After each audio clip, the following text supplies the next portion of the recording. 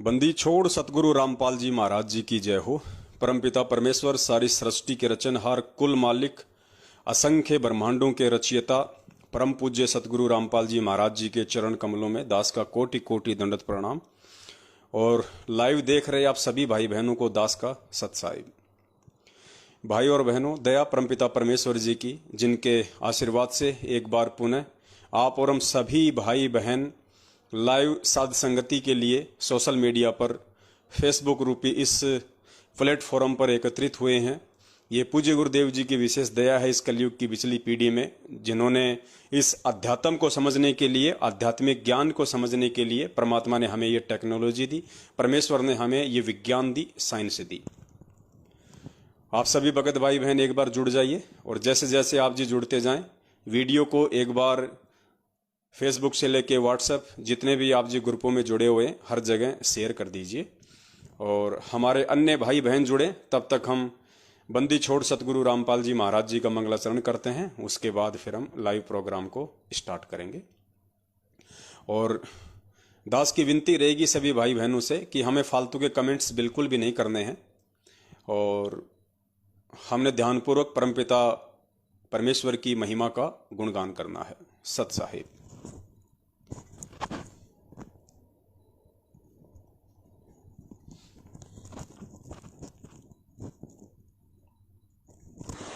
सत साहिब।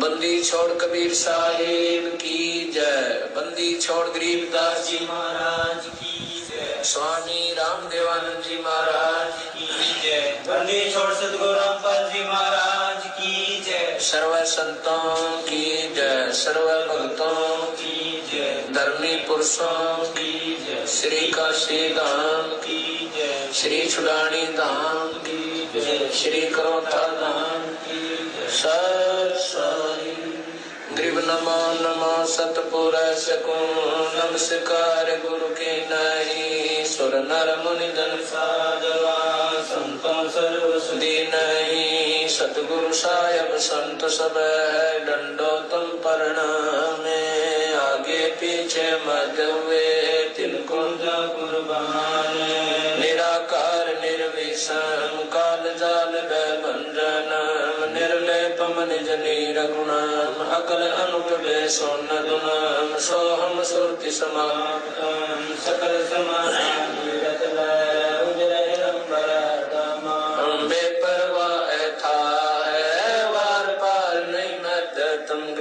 सुमर सिद्ध होई, गणनायक गलता ना करो, पारस पद परवाना, आज गणेश मनाऊं, गणनायक देवन देवा, चरण कमल लाऊं, आदि अंत कर सेवा, परम शक्ति संगीतम, रिद्धि सिद्धि दाता सोई, अविगत गुण अतीतम, सत्य पुरुष निर्मोही, जगदम्बा जगदीशम, मंगल रूप मुरारी, तन मन अर्पण शीशम, भक्ति मुक्ति भंडारी, ईश्वर नर मुनि जन ध्यावे, ब्रह्मा विष्णु महेशा, शेष सहस मुख गावे, पूजे आदि गणेशा, इंद्र कुबेर सरीखा, वरुण धर्म राय जावे, समर्थ जीवन जी का, मन इच्छा कर पावे, 33 कोटि अधारा, ध्यावे सहसे 88, उतरे भव जल पारा,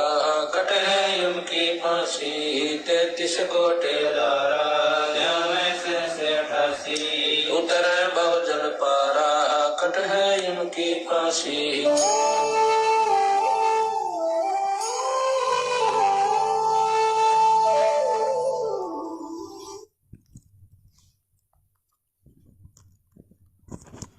बंदी छोड़ सतगुरु रामपाल जी परमेश्वर जी की जय हो। आप सभी परमेश्वर की प्यारी आत्माओं और मुजदास के भाई बहनों को सत साहिब। आज का हमारा लाइव का जो विषय है वो है चरणा अमृत को लेकर। काफ़ी समय से काफ़ी वक्त भाई बहनों की ये शंका थी, जिन्होंने सन 2014 के बाद में सतलोक आश्रम मैनेजमेंट हरियाणा वालों के फर्जी नामदान केंद्र से नाम दीक्षा ली है, या फिर जिन जिन भगत भाई बहनों को कोरोना काल में या उसके बाद में देश विदेश में मोबाइल के माध्यम से ऑनलाइन नाम दीक्षा दिलवाई है। उन सभी की ये शंका है कि भगत जी ये तो बिल्कुल सर्वसिद्ध हो गया है, हर प्रकार से परमेश्वर के आशीर्वाद से हमने सबूत देख लिए हैं कि वर्तमान में हिसार जेल में बैठे हुए परमपिता परमेश्वर सतगुरु रामपाल जी महाराज जी का डीवीडी के माध्यम से नाम दीक्षा देने का और जगह जगह राशन की दुकान की तरह गली गली में जो नाम दीक्षा केंद्र खोले हुए हैं, ये उनकी तरफ से कोई आदेश नहीं है। अगर वो परमपिता परमेश्वर डीवीडी से नाम दीक्षा देने का किसी को आदेश देगा तो परमेश्वर को पता है कि ये कितनी बड़ी सेवा है और आगे चल के इस सेवा पे किसी प्रकार की कोई उंगली ना उठे, इसलिए परमात्मा जिस भी भगत को ये सेवा देंगे या जिस भी माध्यम से परमात्मा किसी को भी निमित्त बनाएंगे तो संगत में सार्वजनिक तौर पे उसका खुलासा जरूर करेंगे, ताकि कोई भी व्यक्ति इसके ऊपर संदेह ना करे और उंगली ना उठाए। तो अब उनकी जो मुख्य शंका है वो यही है कि भगत जी फिर ये जो चरणामृत है, हम लोग तो वैसे भी विदेश में बैठे हुए हैं, हमारे पास तो वैसे भी कोई चरणामृत वगैरह की व्यवस्था नहीं है, और इन नामदान केंद्रों से जो चरणामृत मिला है वो तो बिल्कुल फर्जी है, क्योंकि नामदान केंद्र ही फर्जी हैं और नामदान केंद्र ऐसे व्यक्तियों द्वारा संचालित है जो कि सन 2014 से भगोड़े बन के घूम रहे हैं, जो कि पुलिस के आगे वांटेड बन के घूम रहे हैं, जिनको मुकदमा नंबर 428 देशद्रोह में अर्थात जो मर्डर वाला मुकदमा है उसमें पुलिस को उनकी तलाश है। तो संत रामपाल जी महाराज जी का भगत होके यदि उनका खुद का भाई महेंद्र उर्फ मोहनलाल, क्योंकि नाम उसका महेंद्र है, बरवाला कांड के बाद में पुलिस से बचने के लिए उसने अपना नाम बदल लिया मोहनलाल, साथ में परमपिता परमेश्वर जी का छोटा कलयुगी बेटा मनोज और परमपिता परमेश्वर जी की जो कलयुगी बेटी है मंजू, उसका पति संजय खानपुर वाला, और भी बहुत सारे लोग हैं। ये सारे के सारे लोग वांटेड हैं, भगोड़े हैं, जो अभी तक पुलिस की गिरफ्त से दूर हैं। तो ऐसे व्यक्तियों के द्वारा ये नामदान केंद्र खोले गए हैं, क्योंकि ये सभी के सभी लोग अविश्वासी हैं, इनको अपने गुरुदेव पे विश्वास नहीं है, ना इनको भक्ति पे कोई विश्वास है। अगर इनको भक्ति और भगवान पे विश्वास होता तो आज ये भगोड़े बन के नहीं घूमते, बल्कि अपने परमेश्वर के ज्ञान आधार से सच्चाई के रास्ते पे चलते हुए ये प्रशासन का सामना करते, ये कोर्ट का सामना करते। तो ये तो सर्वसिद्ध है कि इन भगोड़ों के द्वारा खोले गए नामदान केंद्र सही नहीं हो सकते, 100% ये फर्जी हैं। तो अब जो चरणामृत हमें जो मिला है इन नामदान केंद्रों से, उसको हम कैसे सही मान सकते हैं? 100% वो भी पूज्य गुरुदेव जी का नहीं हो सकता, और अगर पूज्य गुरुदेव जी का है भी तो वो काम नहीं करेगा, क्योंकि ये वही लोग हैं जिन लोगों ने बरवाला कांड के माध्यम से पूज्य गुरुदेव जी को जेल में बैठाया। तो इन लोगों के ऊपर उस परमात्मा की मेहर नहीं है, वो परमात्मा इन लोगों से रुष्ट है, दुखी है, क्योंकि इन्होंने अपने कुकर्मों से, मनमानी हरकतों से, बरवाला कांड में जो इन्होंने कुकर्म किए, भगत समाज को काले कपड़े पहना के हाथों में हथियार देके जो कमांडो बनाया, पुलिस वालों के साथ में लड़ाया भिड़ाया, कोर्टों में परमपिता परमेश्वर का झूठा सर्टिफिकेट ये लोग पेश करते रहे, तारीखों पे तारीखें ये लोग लेते रहे, ताकि प्रशासन अपनी खामोशी तोड़े और बरवाला पे अटैक करे और संत रामपाल जी महाराज जी को जेल हो। ऐसा उस काल भगवान की साजिश थी, और काल भगवान ने पूज्य गुरुदेव जी के परिवार वालों को अपनी इस साजिश में मोहरा बनाया, निमित्त बनाया अपने एजेंट के रूप में, और वो सफल भी हुआ। लेकिन उनकी सफलता के पीछे परमपिता परमेश्वर का बहुत बड़ा हाथ होता है। परमात्मा भी यही चाहते हैं कि ये भी थोड़े दिन खुश हो ले, और मैं भी अपने बच्चों की परीक्षा ले लेता हूं जो मैंने 27 साल से इनको ज्ञान दिया है। तो पुण्यात्माओं, 2006 के करोथा कांड के विषय में भी पूज्य गुरुदेव जी ने यही कहा था कि ये जो करोथा कांड था ये काल भगवान का झकझोल था, और उस परमपिता परमेश्वर ने इसी बहाने अपने हीरों की परीक्षा कर ली, अपने बच्चों की परीक्षा कर ली कि अभी मेरे बच्चे कितने कच्चे हैं और कितने पक्के हैं। तो ठीक इसी प्रकार 2014 का बरवाला कांड भी उन्हीं काल एजेंटों का कराया एक घटनाक्रम था, और वो परमपिता परमेश्वर सतगुरु रामपाल जी भगवान भी यही चाहते थे कि चलो कोई बात नहीं, 27 साल हो गई हैं, चलो इसी बहाने मैं भी अपने बच्चों की परीक्षा ले लेता हूं कि मेरे बच्चे मुझे कितना पहचान पाए हैं, मेरे बच्चे आदेशों के गुलाम बने हुए हैं या फिर मेरे ज्ञान के गुलाम हैं। क्योंकि आज मैं हूं तो आदेश देता रहूंगा, कल को मैं चला जाऊंगा तो फिर कौन आदेश देगा, और मेरे आदेशों के गुलाम यदि ये बने रहेंगे तो फिर ज्ञान को आधार नहीं बना पाएंगे और कभी भी ये लोग सतलोक नहीं आ पाएंगे और ना ही आने वाली पीढ़ियां आ पाएंगी। तो बहुत सारी बातें थी इसमें। तो पुण्यात्माओं, आज का हमारा जो विषय है वो चरणा अमृत को लेके है। और उससे पहले एक भाई हैं, उनका नाम निकल गया, मैं देख नहीं पाया, कमेंट्स कर रहे थे। वो कह रहे थे कि भगत जी, कबीर परमात्मा ने काल भगवान से झूठ क्यों बोला कि बिचली पीढ़ी में मेरा हंस जाएगा। क्योंकि बहुत सी बार आप लोगों ने परमपिता परमेश्वर का वो सत्संग सुना होगा जिसमें परमात्मा ने धर्मदास जी को सच्चाई बताई थी। जब धर्मदास जी डगमग होने लगे थे तो परमात्मा ने उनका दिल डांटने के लिए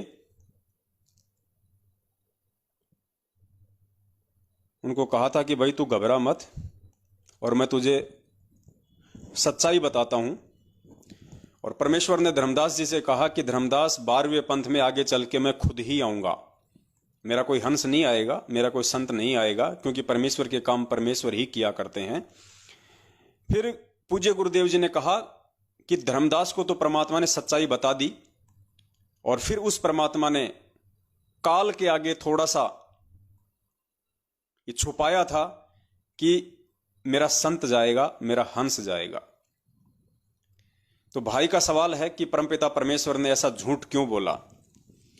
हो सकता है भाई अभी नए नए परमपिता परमेश्वर की शरण में आए हों, या हो सकता अभी ये भाई केवल सत्संग ही सुन रहे हों। तो मन में ऐसी शंका होना जायज सी बात है, कोई बड़ी बात नहीं है। लेकिन झूठ शब्द उस परमपिता परमेश्वर की डिक्शनरी में नहीं होता है। ये उस परमपिता परमेश्वर के 100 छल छिद्र में आता है। परमात्मा कहते हैं, 100 छल छिद्र मैं करूं अपने जन के काज, हिरणाकुश उदर विदारिया, नरसिंह जूं धर दूं साज। तो ये 100 छल छिद्र में आता है परमात्मा के। पहले आप ये सत्संग सुन लीजिए जिसमें परमात्मा ने धर्मदास जी को पहले ही कह दिया था कि आगे चल के 12वें पंथ में मैं स्वयं ही आऊंगा। अर्थात आज हमारे पूज्य गुरुदेव जी के रूप में स्वयं कबीर परमेश्वर ही धरती पे प्रकट हैं। तो परमात्मा ने कहा था कि चौथा युग जब कलयुग आवेगा तब हम अपना एक दास भेजेंगे। अब वहां काल के सामने परमात्मा ने कहा कि हम अपना दास भेजेंगे। और कबीर वाणी चैप्टर में परमात्मा ने धर्मदास जी से, जब धर्मदास जी घने चिंतित हो गए थे कि हे परमात्मा, आपने सतनाम और सारनाम गुप्त रख दिया और इसके बिना मोक्ष नहीं हो सकता। आपने मुझ किंकर के ऊपर दया करी दास पे और 42 वंश भी पीढ़ी बख्श दी, मेरी वंश चलेगा। तो हे परमात्मा, सारनाम और सतनाम बिना पार नहीं हो सकते, तो मेरे बच्चे कैसे पार होंगे। ऐसे कलेजा पकड़ कर बैठ गया। परमात्मा ने सोचा भाई ये घना दुखी हो गया। तो परमेश्वर ने कहा कि सुन ले, काल ने क्या कहा था, 12 पंथ करूं मैं साजा, नाम तुम्हारा ले करूं आवाजा। 12 पंथ नाम जो लेगी, हमरे मुख में आन समोही। जाओ जोग जीत संसारा, जीवन मन कहा तुम्हारा। जीव तुम्हारा कहा न माने, हमारी ओढ़ हो बाद बखाने। अब इतना समय नहीं रहा, मैं वो सारे प्रमाण आज नहीं दिखा पाऊंगा आपको कि 12 पंथ कौन कौन से हैं। तो 12 पंथ, 12वां पंथ गरीबदास पंथ बताया है, लिखा कवि सागर में।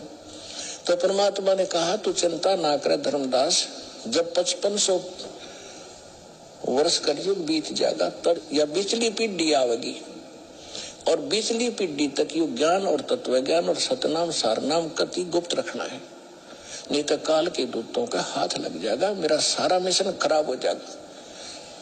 तो परमात्मा ने देखा कि यू बिल्कुल चिंतित हो गया घना।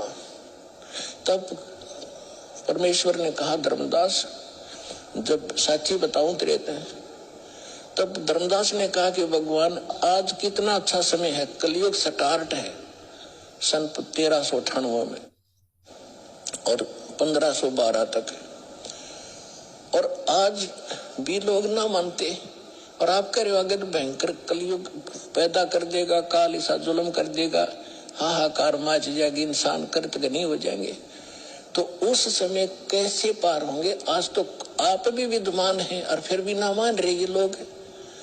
तो परमात्मा ने कहा जब 5500 वर्ष कलयुग बीतेगा और बर्मा वंश चल चुका होगा इस काल का, यानी गरीबदास पंथ तक, तो उस बर्म में पंथ में मैं आऊंगा स्वयं और फिर सभी पंथों को खत्म करके एक पंथ बनाऊंगा और सारी सृष्टि मेरा ही नाम लेगी।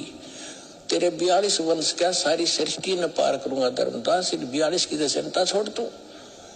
तब उसका दिल डटा था और काल के सामने परमात्मा ने थोड़ा सा भेद रखा कि मैं अपना अंश भेजूंगा।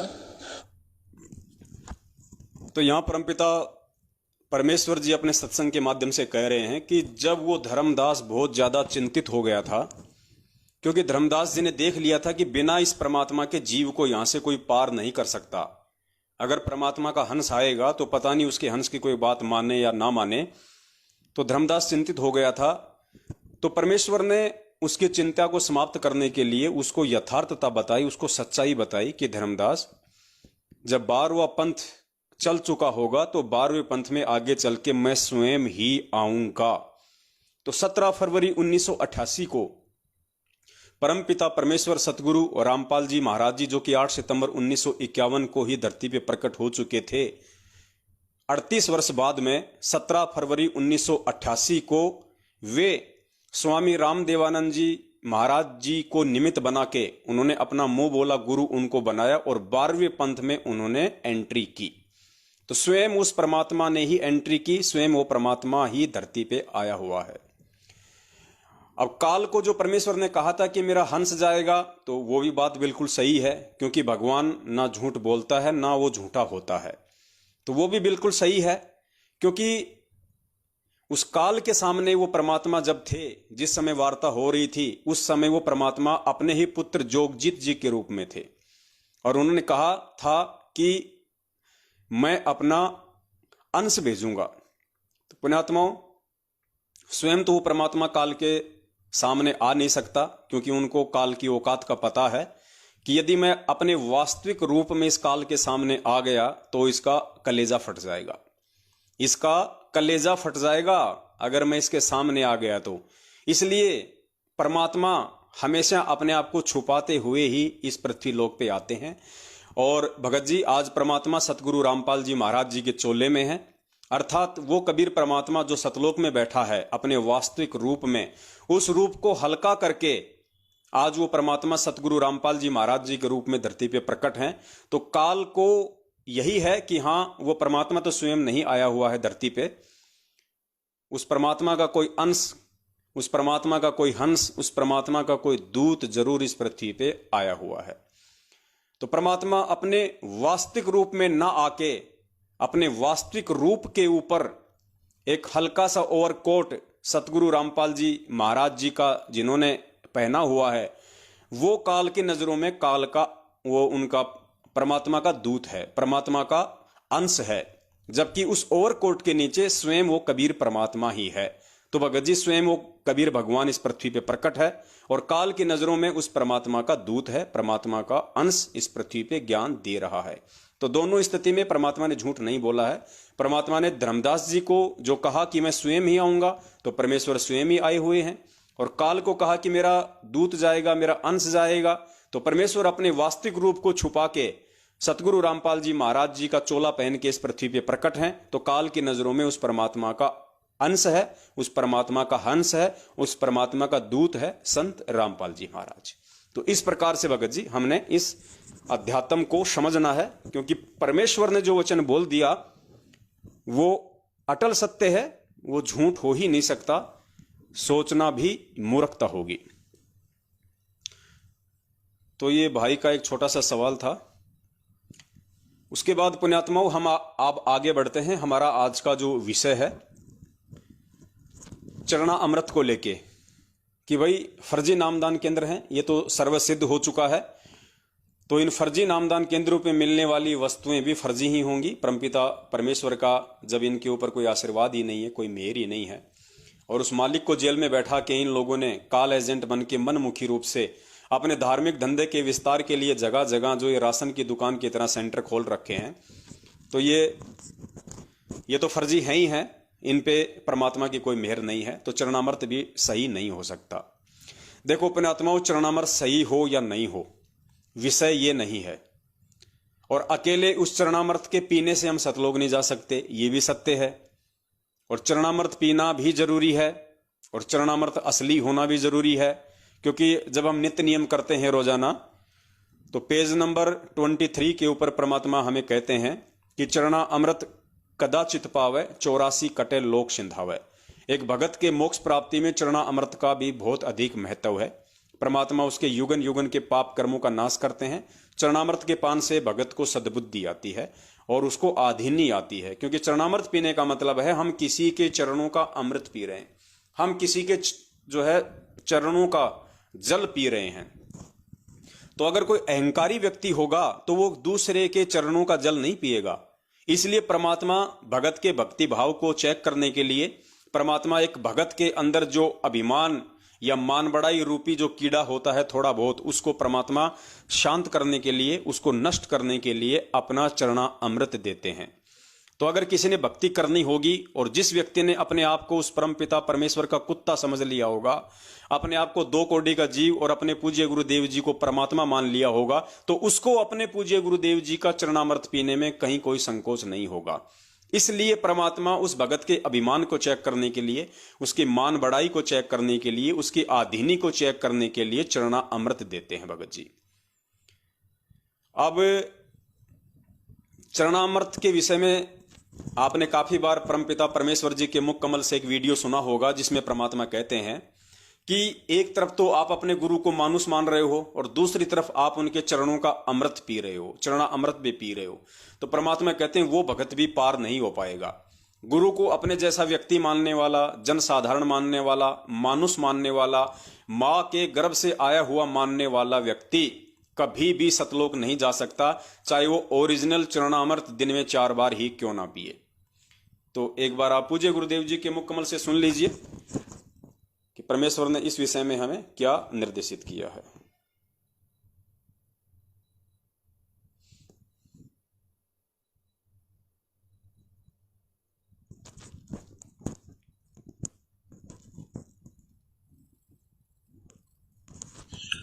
कबीर गुरु को मानुष जोगने और चरणामृत को पाने, ते नर नरक जावेंगे जन्म जन्म होए समान।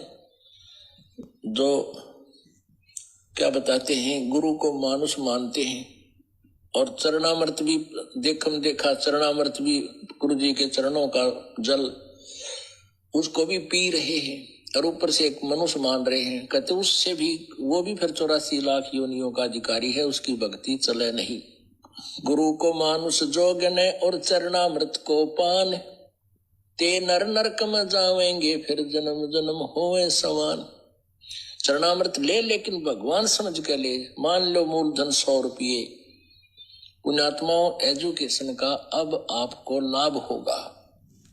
तो परमपिता परमेश्वर जी ने यहाँ पे सिद्ध कर दिया है अपने वीडियो के माध्यम से कि चरणामृत भी पियो, लेकिन चरणामृत पीने का फायदा तभी है जब आप अपने गुरु को परमात्मा मानोगे, भगवान मानोगे। अगर आप उनका जन्मदिन मनाते हो, आप उनका उत्तरण दिवस मनाते हो, उनको एक माँ के गर्भ से आया हुआ मानते हो, या उस कबीर परमात्मा का भेजा हुआ कोई संत मानते हो, और उसके बाद यदि आप उनका चरणामृत भी पीते हो, तो वो चरणामृत आपके लिए पानी के बराबर है, आपके ऊपर कोई काम नहीं करेगा। आप 84 लाख योनियों के अधिकारी हो परमेश्वर की इस वाणी के अनुसार। दूसरा, परमात्मा ने यह भी कहा कि गुरु को मानुष मान के आप कभी भी सतलोक नहीं जा सकते हैं, और आपके मन में आज नहीं तो कल कभी न कभी दोष जरूर आएगा। किस व्यक्ति के? जो गुरु को मानुष मानेगा, जो गुरु को परमेश्वर नहीं मानेगा, भगवान नहीं मानेगा, सारी सृष्टि का रचनहार नहीं मानेगा, गुरु को सौद स्वरूपी नहीं मानेगा, गुरु को तेज पुंज वाला परमेश्वर नहीं मानेगा। पूज्य गुरुदेव जी कह रहे हैं कि ऐसे भगत के मन में एक ना एक दिन अपने गुरु के प्रति दोष जरूर आएगा। और पुण्यात्माओं, जब गुरु के प्रति ही दोष आ गया तो ये मानव जीवन ही बेकार हो गया, फिर कोई फायदा नहीं हुआ फिर इतने वर्ष तक भक्ति करने का। सुनिए पूज्य गुरुदेव जी के मुख कमल से। परमात्मा बताते हैं, गुरु मानुष कर जानते, ते नर कहिए अंधे, ओवे दुखी संसार में आगे यम के फंदे। गुरु को मानुष कर जानते तो ते नरक ये अंधे। और फिर होवे दुखी संसार में, फिर काल के फंदे। पुणात्मा, हमने गुरु जी को परमात्मा मानना पड़ेगा। परमात्मा मानने से हमारी यह प्रॉब्लम सोल्व होएगी, नहीं तो नहीं हो सकती। हम अपने ही जैसा गुरु को माने, एक मानुष रूप मान करके हम यदि उसके साथ रहेंगे तो कभी ना कभी दोष आपके मन में आवेगा। कभी ना कभी दोष आपके मन में आवेगा। कब? यदि आप गुरु को अपने जैसा मानुष मान के उनके साथ रहोगे, उनकी भक्ति करोगे। तो पूज्य गुरुदेव जी कह रहे हैं कि आज नहीं तो कल आपके अंदर दोष आएगा ही आएगा। और पुण्यात्माओं, जब गुरु भगवान के प्रति ही दोष आ गया तो फिर धिक्कार है उसका जीवन।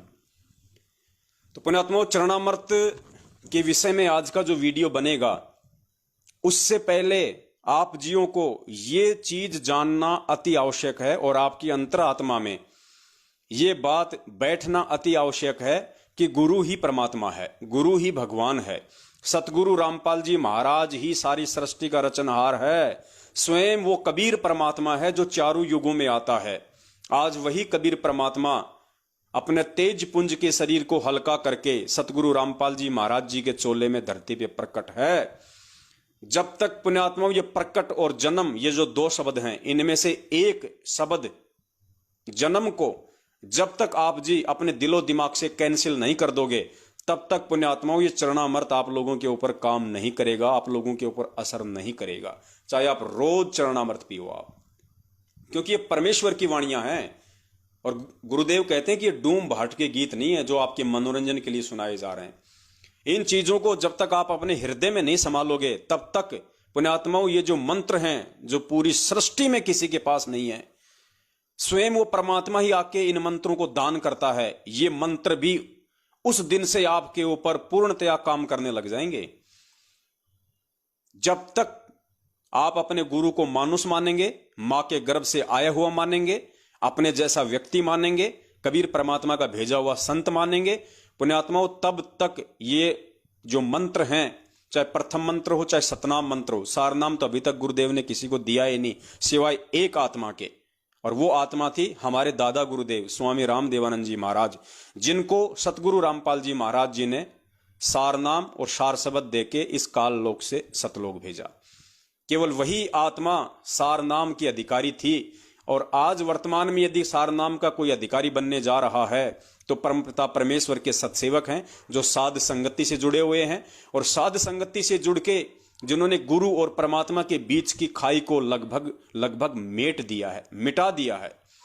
आज उन्हें अपने गुरुदेव में कबीर परमेश्वर के दर्शन होते हैं, ना कि अपने गुरुदेव में उस कबीर परमात्मा के भेजे हुए किसी संत के दर्शन होते हैं। तो ये भक्ति का मूल है, ये भक्ति की रीढ़ की हड्डी है। ये सत भक्ति हमें तब तक समझ में नहीं आ सकती और इस सत भक्ति से जुड़कर हम तब तक इसका फायदा नहीं उठा सकते जब तक हम गुरु और परमात्मा के बीच की खाई को मिटा नहीं देंगे।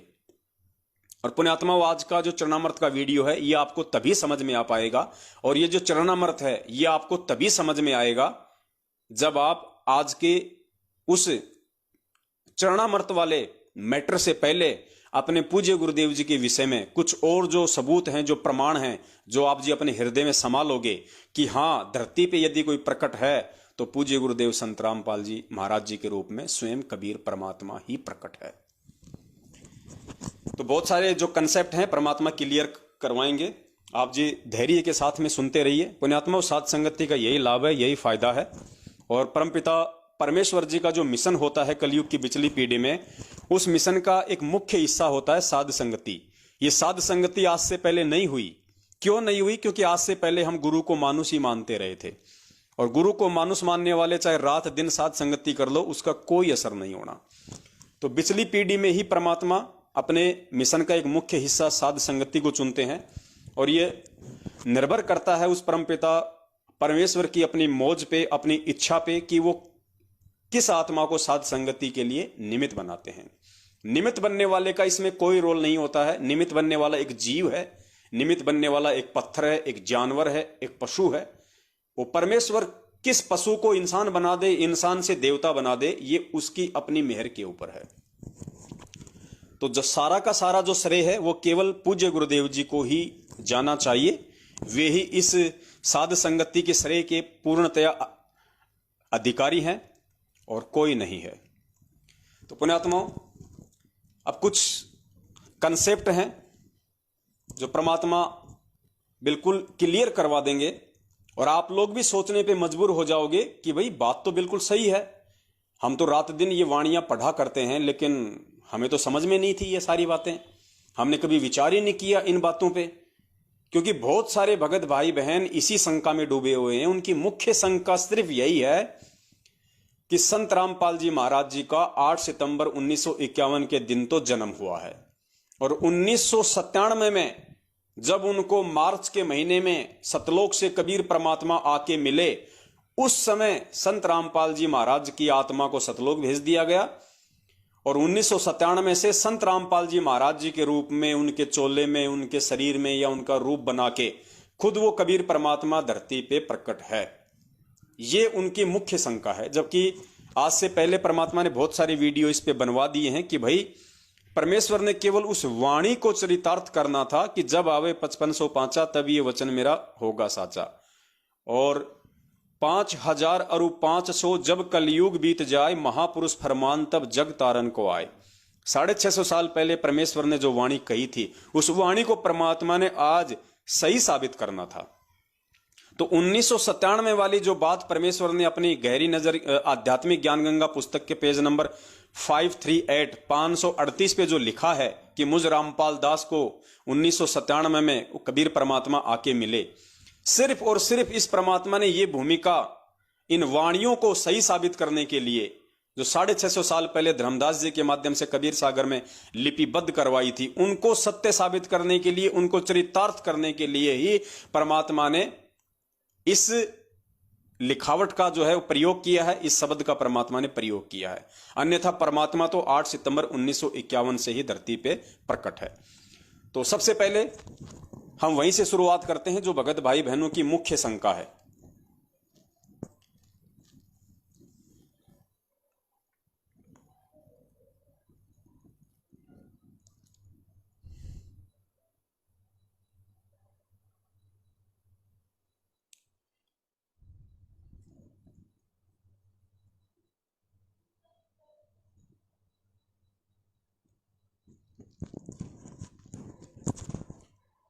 पुण्यात्माओं, ये पूज्य गुरुदेव जी कहते हैं ना कि अध्यात्म बहुत ज्यादा गहरा है, उलझा हुआ है, और जब तक पुण्यात्माओं हम इसको ज्ञान आधार से परमेश्वर के द्वारा हमें जो बुद्धि दी गई है, जो सत्संग दिए गए हैं, जब तक हम इसको सुलझा नहीं लेंगे पुण्यात्माओं, अध्यात्म में आगे हम बढ़ नहीं सकते।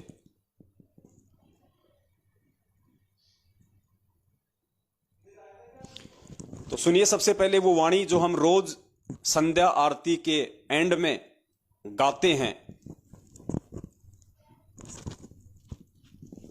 श्री स्वामी राम देवानंद दाता आपकी गणी सताव वो बाता।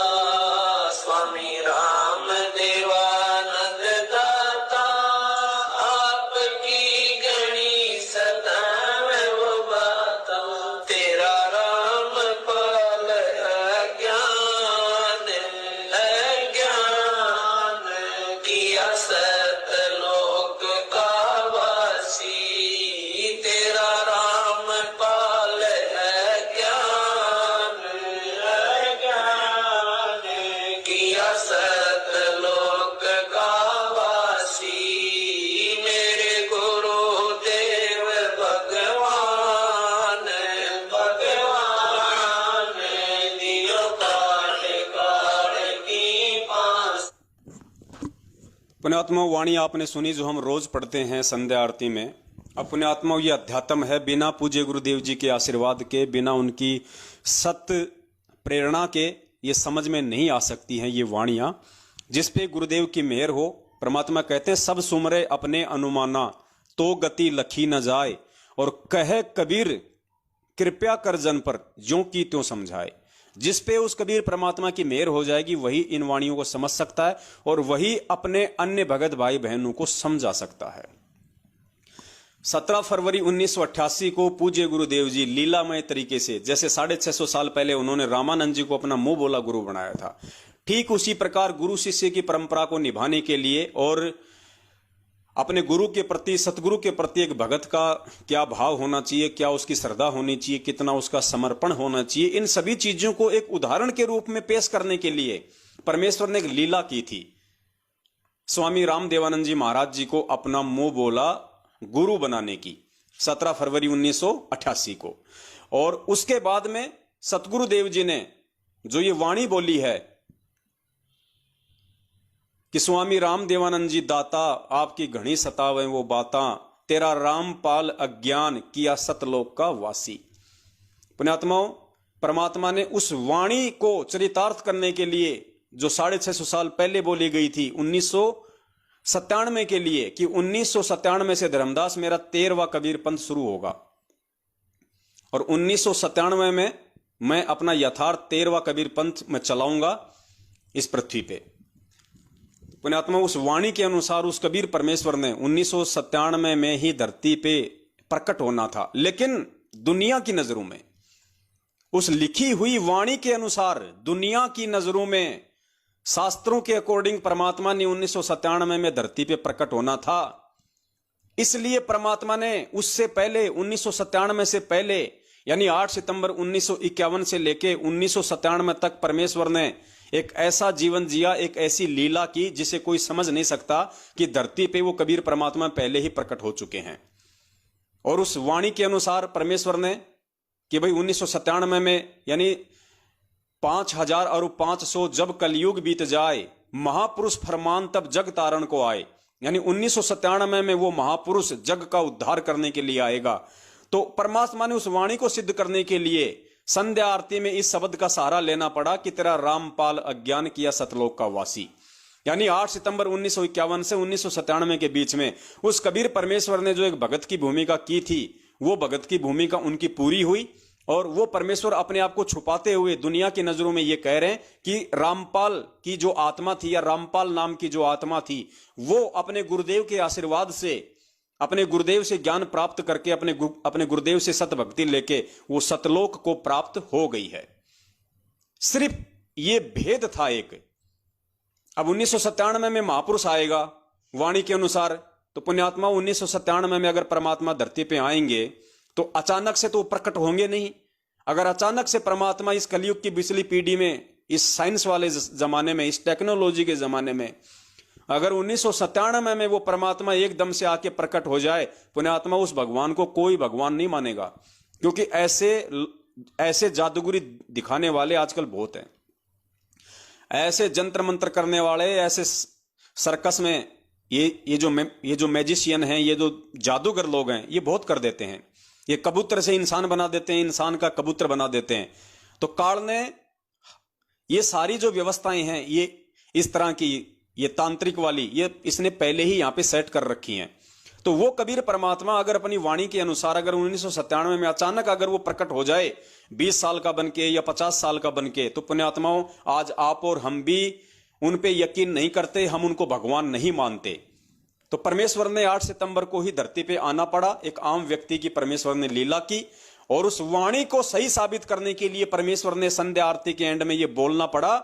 और गुरु जी के प्रति, गुरु की महिमा को बनाए रखने के लिए कि बिना गुरु के कोई आत्मा पार नहीं हो सकती, इसलिए अपने गुरु की महिमा करते हुए, अपने गुरु को श्रेय देते हुए उन्होंने कहा कि तेरा रामपाल अज्ञान किया सतलोक का वासी। सिर्फ ये एक भेद है, जबकि परमात्मा तो शुरू से ही धरती पे प्रकट हैं। फिर भी पुण्यात्माओं बहुत सारे जो कंसेप्ट हैं वो आज आपके और होंगे क्लियर, परमपिता परमेश्वर जी के आशीर्वाद से, जो आज से पहले हमने नहीं सुने थे, आज से पहले हमने नहीं देखे थे। अब पूज्य गुरुदेव जी का यह सत्संग सुनिए आप जी।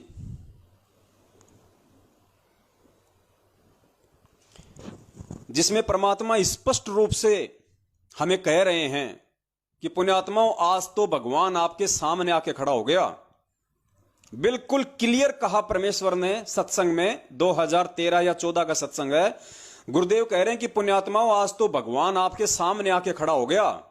तो आज हमारे सामने कौन खड़ा है पुण्यात्माओं? हमारे सामने हमारे पूज्य गुरुदेव जी खड़े हैं, जिनको हम भगवान मानते हैं। तो पूज्य गुरुदेव ने स्पष्ट संकेत कर दिया कि आज तो आपके सामने भगवान आके खड़ा हो गया। और पुण्यात्माओं, अब भी यदि तुम नहीं मानोगे तो तुम पार नहीं हो पाओगे। और परमात्मा ने कहा कि तुमने अब वो धोखा नहीं खाना है जो धोखा तुम 650 साल पहले खा गए। तो सुनो, पूज्य गुरुदेव जी के मुख कमल से स्पष्ट कह रहे हैं परमात्मा कि पुण्यात्माओं, आज तो तुम्हारे सामने भगवान आके खड़ा हो गया। भगवान आके खड़ा हो गया। पुण्यात्माओं, परमात्मा ने 600 वर्ष पहले बताया था, धर्मदास ये जग बोरा ना, कोई न जाने पद निर्वाणा। यही कारण मैं कथा पसारा, सबसे कहिए एक राम नियारा। अब अपनी महिमा आप ही बता रहे हैं। अब मैं तुमसे कहूं चिताई, तेरे देव की उत्पत्ति भाई। कुछ संक्षेप कहूं गहुराई, सब सन से तुमरे मिट जाई। कहते हैं माँ अष्टंगी पिता निरंजन, ये जमदारुण वंशन अंजन। पहले कीन निरंजन राई, पीछे से माया उपजाई। अब ध्यान से सुनना पुण्यात्मा। रूप देख अति शोभा, देव निरंजन तन मन लोभा। निरंजन कीने भोग विलासा, माया को रही तब आशा। 3 पुत्र अष्टंगी जाए, ब्रह्मा विष्णु शिव नाम धराए। अपनात्माओं, एक तो परमात्मा सामने आकर खड़ा हो गया कि आई एम गॉड। कबीर साहब कहते हैं आई एम गॉड। देखो पुण्यात्माओं, ये होते हैं भेद। ऐसे परमात्मा अपने आप को छुपाते हैं। अब गुरु जी क्या कह रहे हैं ये वाणी सुनाने के बाद में कि पुण्यात्माओं, अब तो परमात्मा कति आपके सामने आके खड़ा हो गया। तो हमारे सामने कौन खड़ा है पुण्यात्माओं आज? और फिर पूज्य गुरुदेव जी ने अपने आप को छुपा दिया तुरंत। कबीर जी का नाम लेके अपने आप को तुरंत परमेश्वर ने छुपा दिया। पुण्यात्मा, यही संकेत होते हैं जो हमें कैच करने हैं, जो हमारे को पकड़ने हैं। क्योंकि परमेश्वर वचनबद्ध हैं। परमात्मा स्पष्ट रूप से अपने आप को परमेश्वर नहीं कहेंगे, वरना पुण्यात्मा बिजली पीढ़ी में आके और ये विशेष ज्ञान देने का, ये टेक्नोलॉजी और शिक्षा देने का कोई औचित्य नहीं रह जाएगा। अगर इसी प्रकार से हाथ पकड़ के ही सतलोक लेके जाना है तो पुण्यात्माओं फिर शिक्षा का कोई महत्व नहीं है। तो परमेश्वर ने अपने आप को भगवान साबित करने में भी कोई कमी नहीं छोड़ी, और अपने आप को काल भगवान के सामने जो परमात्मा ने जो उनको वचन दिया था, उस आधार से परमात्मा अपने आप को छुपाते भी हैं। तो क्या कह रहे हैं यहां पूज्य गुरुदेव कि पुण्यात्माओं, अब तो भगवान कति आपके सामने आके खड़ा हो गया। और फिर कहते हैं कि वो कबीर भगवान खड़ा हो गया। ध्यान से सुनना। पुण्यात्माओं, एक तो परमात्मा सामने आके खड़ा हो गया कि आई एम गॉड। कबीर साहब कहते हैं आई एम गॉड। और बालक तो बालक अंधे से अंधा इन वचनों को सुनकर समझ सकता है कि हु इज गॉड। सबसे पहले हमने ये निर्णय करना है हु इज गॉड। अब ये क्लियर हो गया गॉड। पूज्य गुरुदेव जी कह रहे हैं कि पुण्यात्माओं, इन वचनों को सुन के, यानी जो सत्संग हमें सुनाए जा रहे हैं 27 वर्षों से, इन वचनों को सुन के बच्चे से बच्चा यानी बालक से बालक भी ये समझ सकता है कि हु इज गॉड, यानी भगवान कौन है धरती पे आज। परमात्मा कहते हैं बालक से बालक भी समझ सकता है। बालक से बालक मतलब जिसको बुद्धि नहीं है, 27 साल से किए गए इतने सत्संग सुन के बालक से बालक व्यक्ति भी समझ सकता है कि हु इज गॉड, कि परमात्मा कौन है। अब गुरुदेव थोड़ी कहेंगे कि वो परमात्मा मैं हूं। फिर सत्संग किस लिए सुनाए जा रहे हैं? तत्व ज्ञान किस लिए दिया गया? ये तत्व ज्ञान रूपी टॉर्च किस लिए दी गई? 27 साल से सत्संग किस लिए सुनाए गए? तो परमात्मा कहते हैं कि इन सत्संगों को सुन के, इन वचनों को सुन के तो बालक से बालक भी समझ सकता है कि हु इज गॉड। एक बार फिर से सुन लीजिए पुण्यात्माओं, और दिल में बैठ जाना चाहिए कि भगवान धरती पे प्रकट है।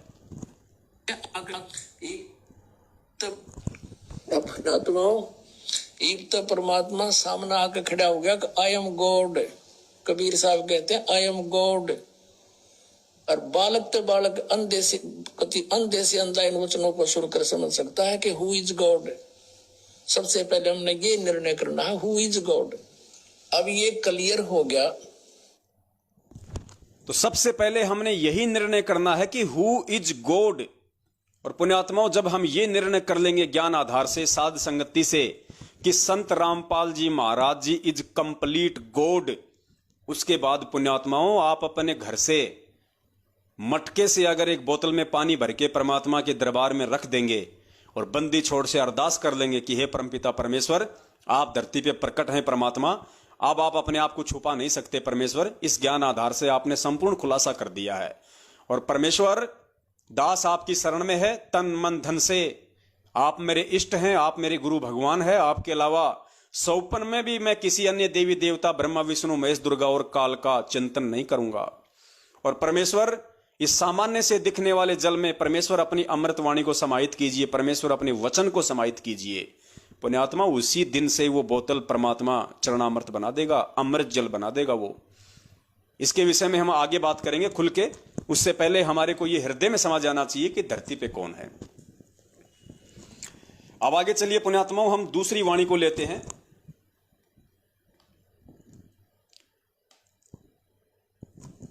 जिसमें परमेश्वर ने सत्संग में कहा है कि 1997 में मुझे वो कबीर परमात्मा सतलोक से आके मिले।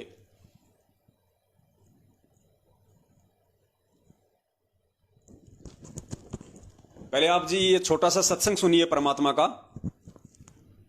और उसके बाद फिर परमात्मा इस पे विश्लेषण करवाएंगे कि इसमें पॉइंट क्या है। पुण्यात्मा, फिर हमें समझ में आएगा कि सुनते तो हम सत्संग बहुत थे गुरु जी के, इस सत्संगों भी हमने बहुत बार सुना, लेकिन इन बातों पे कभी गौर नहीं किया, हमारा कभी दिमाग नहीं गया कि कितना बड़ा रहस्य इस छोटे से सत्संग में दिया परमात्मा ने।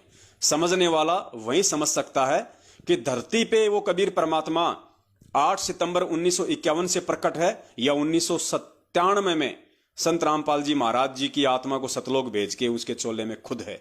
सब कुछ क्लियर हो जाएगा। अब देखिएगा सन 1997 के लिए कैसे आपको यकीन होगा। देखना, दास ने एक पुस्तक लिखी है दात्मी ज्ञान गंगा, और जो आपके कर कमलों में है, इसमें एक लेख है 538 पृष्ठ पे, यथार्थ कबीर पंथ परिचय नामक एक विषय है।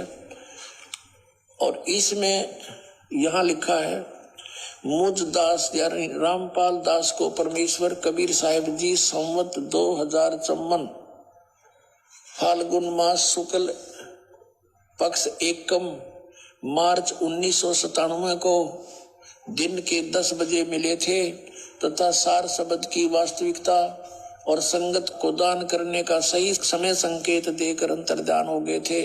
और इसको यानी मुझे परमात्मा मिले थे, इसको अगले आदेश तक रहस्य युक्त रखने का आदेश दिया था।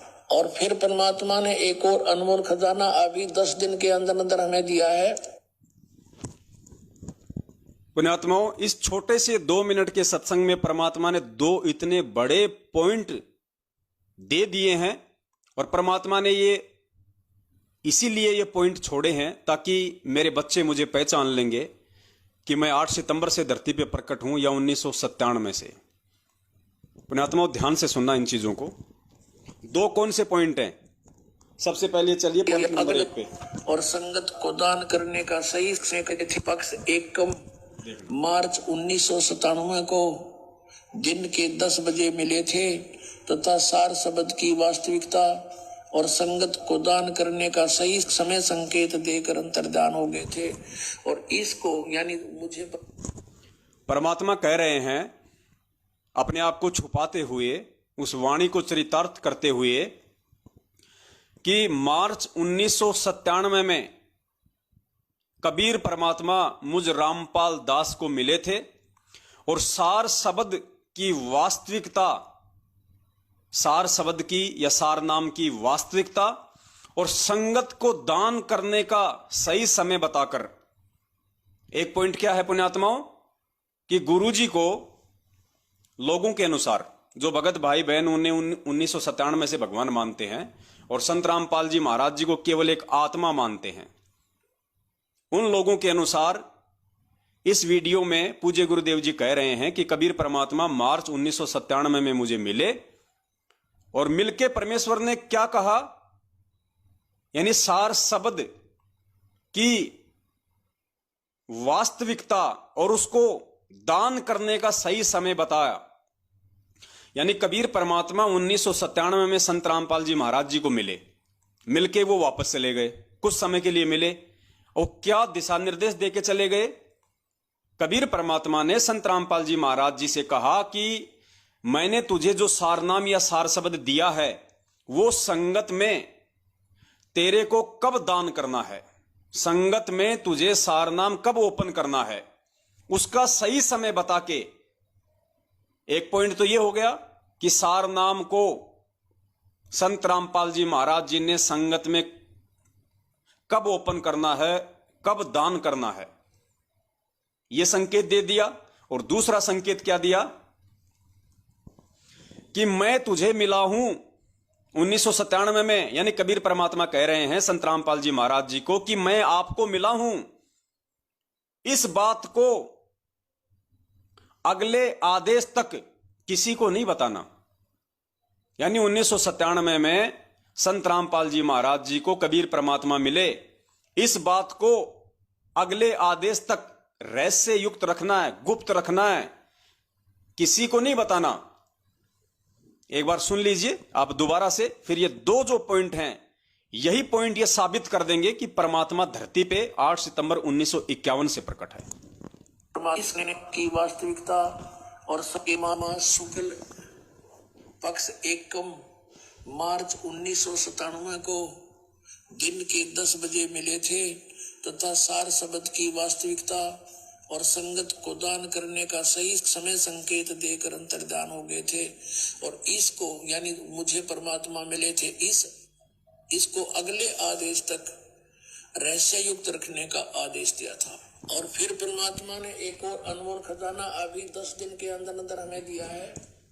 तो जो मेरे भगत भाई बहन केवल अपनी नासमझी के चलते, साध संगति से ना जुड़ पाने के चलते, अपने कमजोर भक्ति संस्कारों के चलते जो ये मानते हैं और खाली उसी वाणी को आधार बना रखा है कि तेरा रामपाल अज्ञान किया सतलोक का वासी, और कहते हैं कि 1997 में संत रामपाल जी तो सतलोक चले गए और कबीर परमात्मा संत रामपाल जी के चोले में धरती पे प्रकट हैं।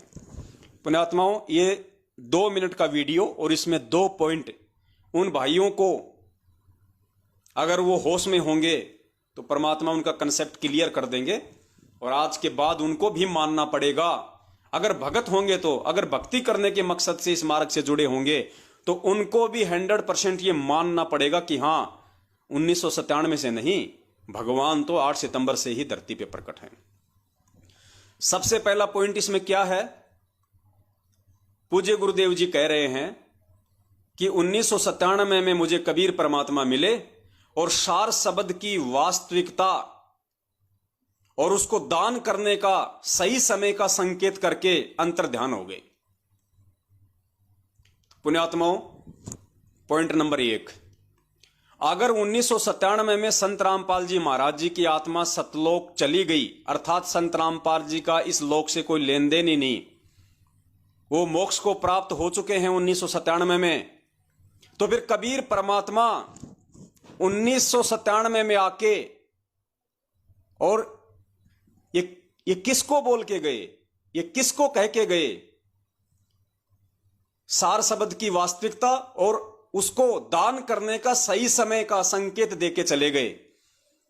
अगर संत रामपाल जी महाराज जी को सार नाम की वास्तविकता बता के और उसको दान करने का सही समय बताने का संकेत देके परमात्मा चले गए कि भाई सार नाम आपने 2 साल बाद देना है या सार नाम आपने 4 साल बाद देना है संगत में, तो पुण्यात्मा एक बात बताओ, जब संत रामपाल जी 1997 में सतलोक चले गए तो ठीक का समय जब आएगा सार नाम देने का तो कौन देगा?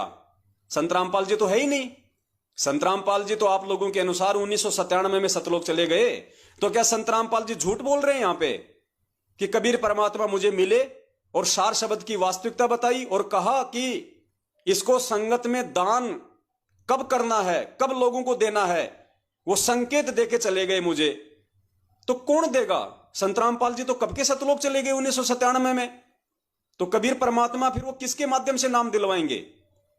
है ही नहीं संत रामपाल जी महाराज जी। तो क्या गुरुजी झूठ बोल रहे हैं यहां पे? भाई जब गुरुजी सतलोक चले गए 1997 में, तो कबीर परमात्मा कौन से संत रामपाल जी महाराज जी को ये कह के गए कि भैया आने वाले समय में ये सार नाम तुझे दान करना है, और ठीक का समय बता के चले गए। यानी 1997 में तो दान नहीं करना था, वरना कह देते कि भाई दान कर दे। परमेश्वर ने क्या कहा कि ठीक का समय बता के चले गए कि भाई तुझे 2 साल बाद सार नाम देना है संगत में, या 4 साल बाद देना है। तो देगा कौन? समझ की बात यह है कि देगा कौन? क्योंकि कबीर परमात्मा मिले और संत रामपाल जी को बोल के गए, और ये कह के गए कि तुझे सार नाम कब देना है संगत वालों को। तो संत रामपाल जी तो दे ही नहीं सकते सार नाम। संत रामपाल जी तो आप लोगों के अनुसार 1997 में सतलोक चली गई उनकी आत्मा। तो फिर कौन सा संत रामपाल जी महाराज संगत को दान करेगा? क्या परमात्मा झूठ बोल रहे हैं? नंबर 1 पुण्यात्मा। पॉइंट नंबर 2, इसमें कहा जा रहा फिर आगे कि 1997 में मैं कबीर परमात्मा आपको मिला, इस बात को अगले आदेश तक रहस्य युक्त रखना है, किसी को नहीं बताना। तो बताएगा कौन भाई? संत रामपाल जी तो 1997 में आप लोगों के अनुसार सतलोक चले गए, तो फिर बताएगा कौन? है ही नहीं संत रामपाल जी महाराज जी तो यहां पे। तो कबीर परमात्मा ऐसा झूठ क्यों बोल रहे हैं भाई? कबीर परमात्मा इतना बड़ा झूठ क्यों बोल रहे हैं? वो तो संत रामपाल जी से कह रहे हैं कि अभी किसी को मत बताना कि मैं तुझे मिला हूं, अगले आदेश तक, अर्थात जब तक मैं तुझे दोबारा ना मिलूं आके, और मैं तुझे ना कह दूं कि हां अब उस बात को ओपन कर दे जो मैं तुझे 97 में मिला था। तो कबीर परमात्मा किसको आके मिलेंगे दोबारा, और किसको आदेश देंगे कि अब बता दे कि मैं तुझे 1997 में मिला था? क्योंकि आप लोगों के अनुसार संत रामपाल जी तो 1997 में सतलोक चले गए। पुण्यात्माओं, ये पॉइंट जो है ये क्लियर करते हैं कि 1997 की बात परमात्मा ने केवल 650 साल पहले धर्मदास जी को जो लिखवाया था कबीर सागर में कि जब आवे 5505 तब ये वचन मेरा होगा साचा, उन वाणियों को सत्य साबित करने के लिए डॉक्यूमेंट्री केवल परमेश्वर ने अपनी पुस्तक आध्यात्मिक ज्ञान गंगा के पेज नंबर 538 पे ये बात लिखी थी, अपने आप को छुपाते हुए कि मुझ रामपाल दास को 1997 में कबीर परमात्मा मिले। पुण्यात्मा, समझदार को संकेत काफी होता है। दूसरा, अभी भी अगर आप लोगों के समझ में नहीं आई है ये बात, तो परमात्मा ने कोई कमी नहीं छोड़ रखी है, इतने भेद दे रखे हैं परमेश्वर ने।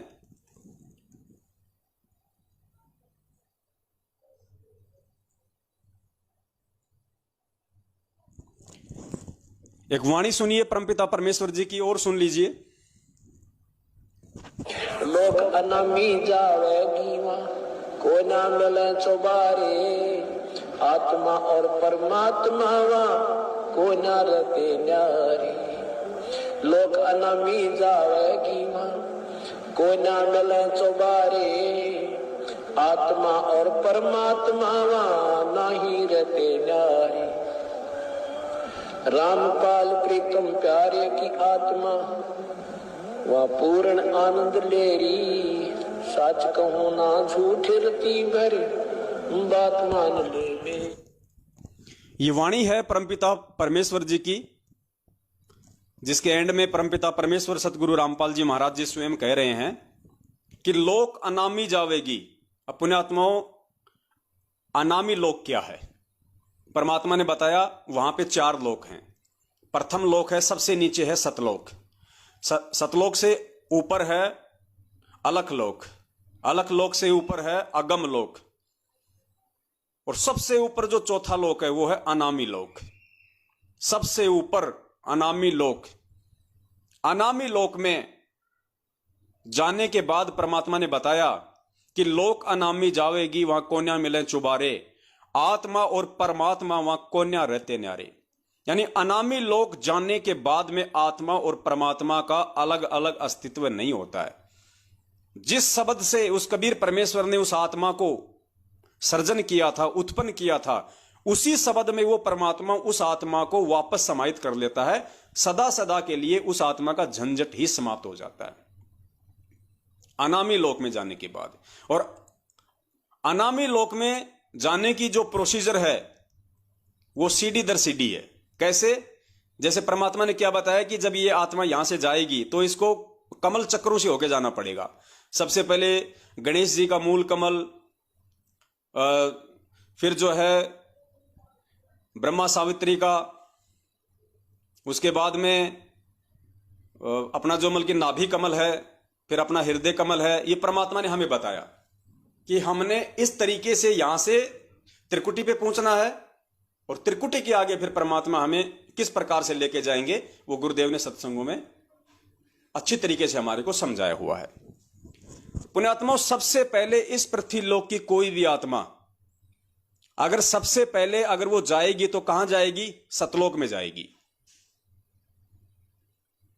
और सतलोक में जाने के बाद में परमपिता परमेश्वर सतगुरु रामपाल जी महाराज जी ने बताया कि अगर वो आत्मा चाहे तो आगे के लोक में जाने की भक्ति करे, अन्यथा सतलोक में ही इतने सुख हैं कि उसको आगे जाने की ही आवश्यकता नहीं है। फिर भी यदि कोई ऊपर के लोकों में जाना चाहे तो उसको भक्ति करनी पड़ेगी। तो सुन लीजिए एक बार परमपिता परमेश्वर के मुख कमल से। मेरे कहने का मतलब यह है कि अगर कोई आत्मा अनामी लोक में जाना चाहे तो उसको पहले सतलोक में जाना पड़ेगा। उसके लिए आप पूज्य गुरुदेव जी का ये सत्संग सुनिए।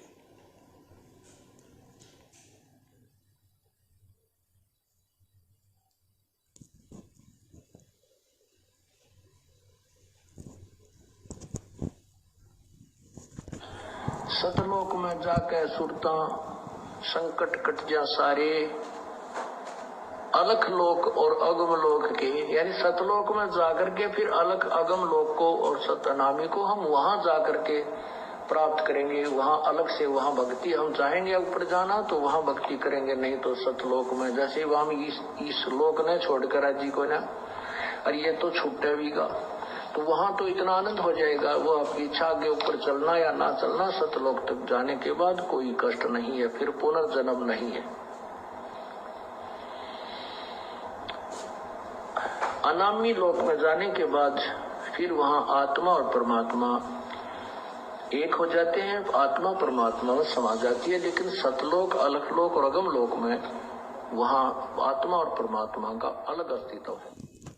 दूसरा सत्संग और सुन लीजिए इसी विषय पे परमपिता परमेश्वर जी का।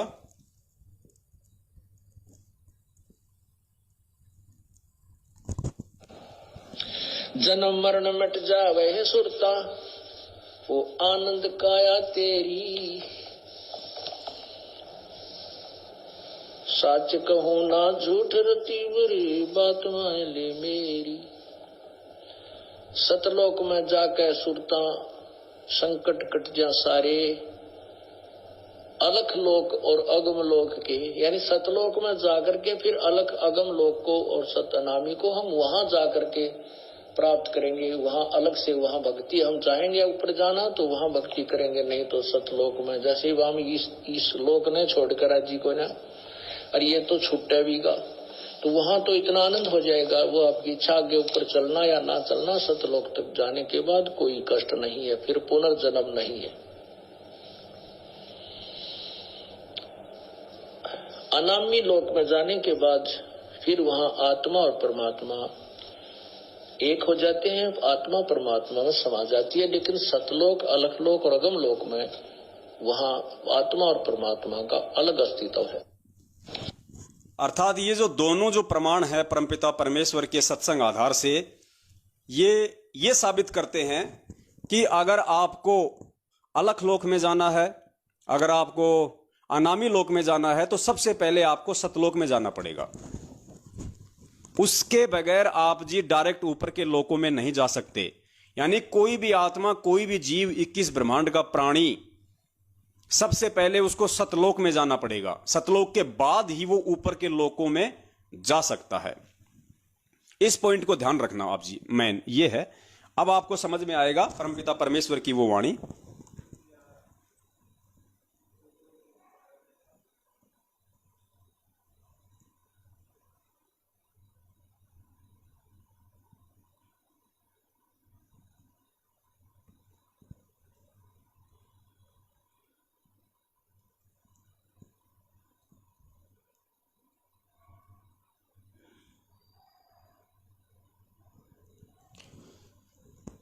सुरतो। आप सुनिए, आप ये वाणी दोबारा से ध्यान से सुनिए परमपिता परमेश्वर की, जिसमें परमात्मा कह रहे हैं कि लोक अनामी जावेगी वहां कोन्या मिले चौबारे।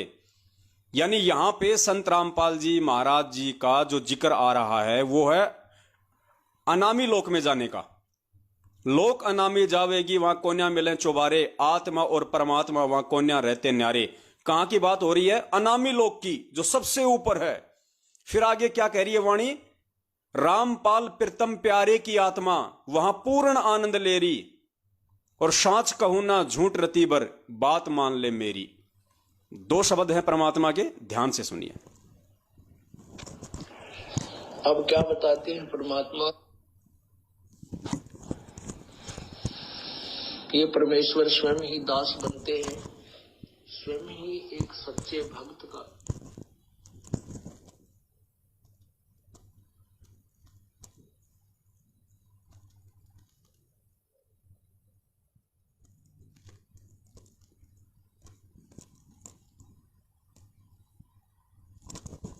लोक अनामी जावेगी वहाँ को ना मिले चौबारे, आत्मा और परमात्मा वहाँ को ना रते न्यारे। लोक अनामी जावेगी वहाँ को ना मिले चौबारे, आत्मा और परमात्मा वहाँ नहीं रहते न्यारे। रामपाल प्रीतम प्यारे की आत्मा वह पूर्ण आनंद ले री, सच कहूं ना झूठ रती भरी बात मान ले में। दूसरा और सुन लीजिए। लोक अनामी जावेगी वहाँ को ना मिले चौबारे, आत्मा और परमात्मा वहाँ को ना रहते न्यारे। रामपाल प्रीतम प्यारे की दुल्हन अब पूर्ण आनंद ले री, सच कहूं ना झूठ रती भर बात मान ले मेरी। दोनों वाणियां क्या स्पष्ट कर रही हैं कि लोक अनामी जावेगी वहां कोन्या मिले चौबारे, आत्मा और परमात्मा वहां कोन्या रहते न्यारे। और रामपाल प्रीतम प्यारे की आत्मा वहां पूर्ण आनंद ले रही, कहां पे? अनामी लोक में। और साच कहूं ना झूठ रति भर, परमात्मा कह रहे हैं इसमें रति भर भी झूठ मत मान लेना, बिल्कुल सच कह रहा हूं। साच कहूं ना झूठ रति भर बात मान ले मेरी। परमात्मा कह रहे नालायकों मेरी बात को मान लो, समझ जाओ संकेत को।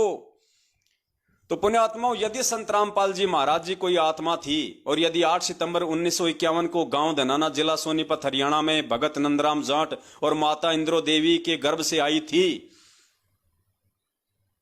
पुण्यात्माओं इस लोक का विधान है, इस 21 ब्रह्मांड से कोई भी आत्मा डायरेक्ट अनामी लोक नहीं जा सकती।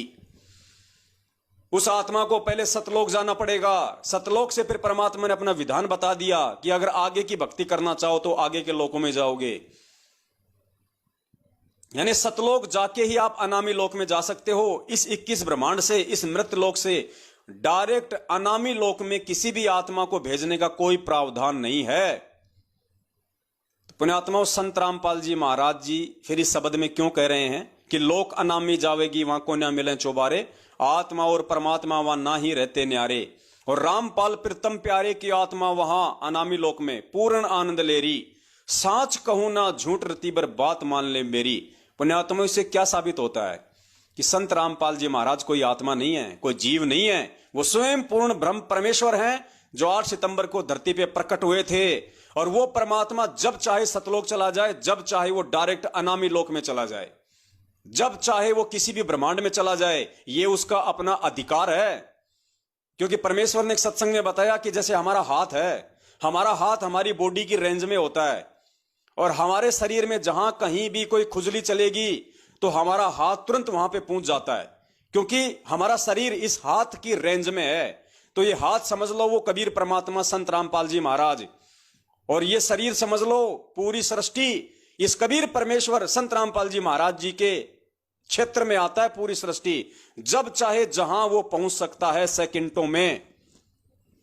इसलिए इस वाणी के अनुसार धरती पे 8 सितंबर से कबीर परमात्मा ही प्रकट थे, और वो कबीर परमात्मा चाहे तो डायरेक्ट अनामी लोक में चला जाए, वो चाहे तो डायरेक्ट अलख लोक में चला जाए, वो चाहे तो डायरेक्ट सात संग ब्रह्मांडों में चला जाए, वो कहीं भी जा सकता है, उसका हाथ पकड़ने वाला कोई नहीं है। उसके लिए परमात्मा ने ये सत्संग में बताया, हाथ का परमात्मा ने एग्जाम्पल दिया, खुजली का और हाथ का।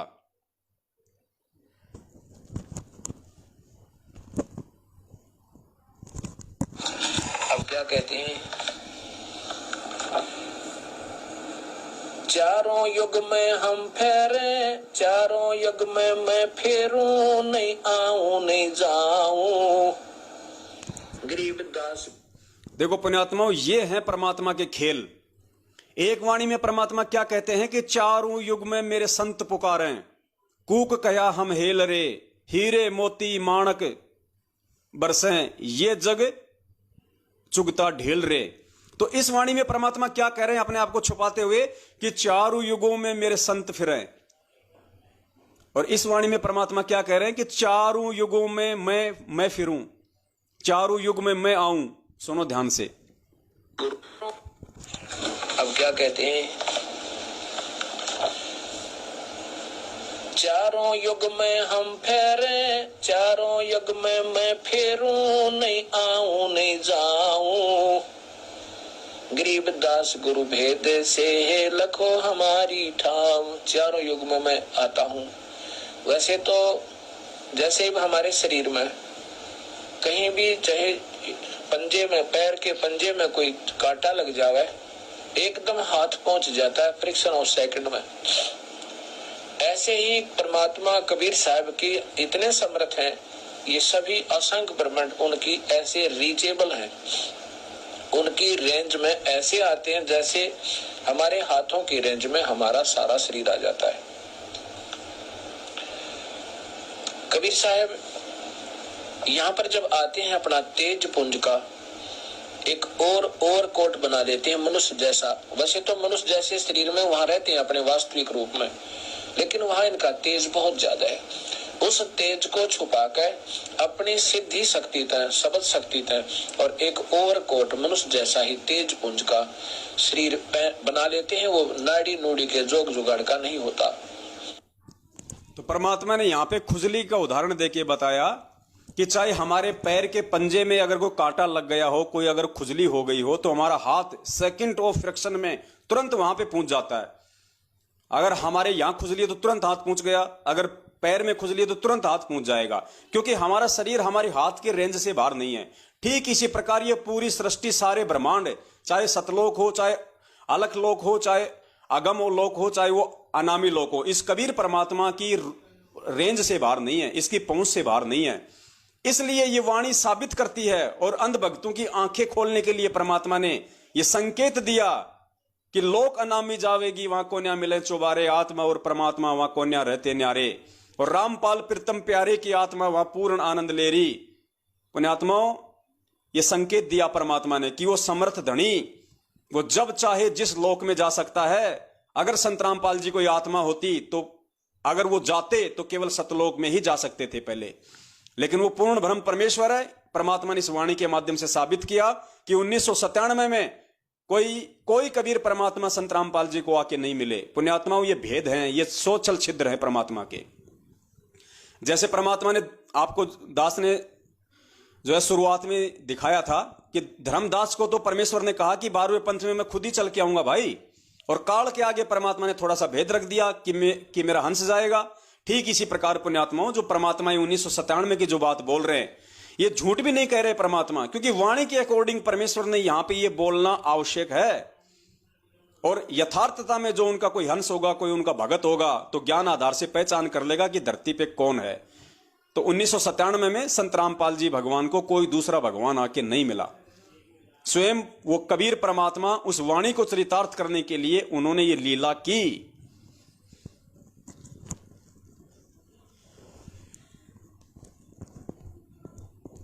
और पुण्यात्माओं, उस वीडियो में आपने सुना पहले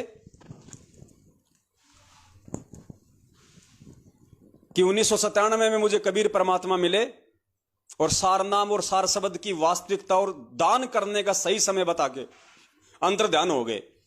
तो जाहिर सी बात है 1997 से पहले तो किसी को सारनाम दिया ही नहीं होगा।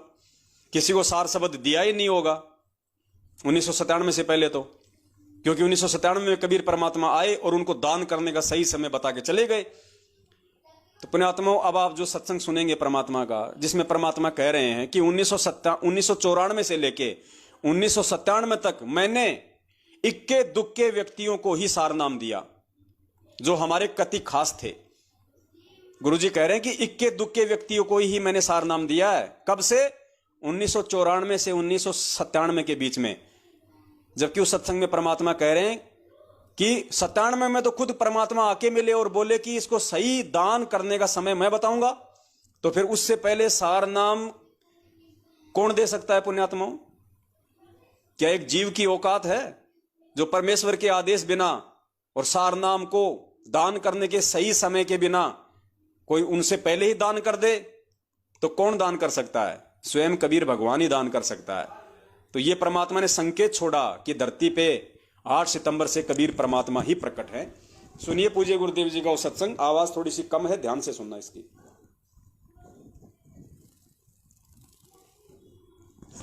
दिखाना चाहते हैं कि ये वो समय आ गया है 5505 वर्ष जब कलयुग बीत चुका है। 1997 में और 1994 में दास को आदेश मिला था दीक्षा देने का, और 97 तक हमने सार नाम किसी को नहीं दिया। इक्के दुक्के दो खास मेरे साथ थे।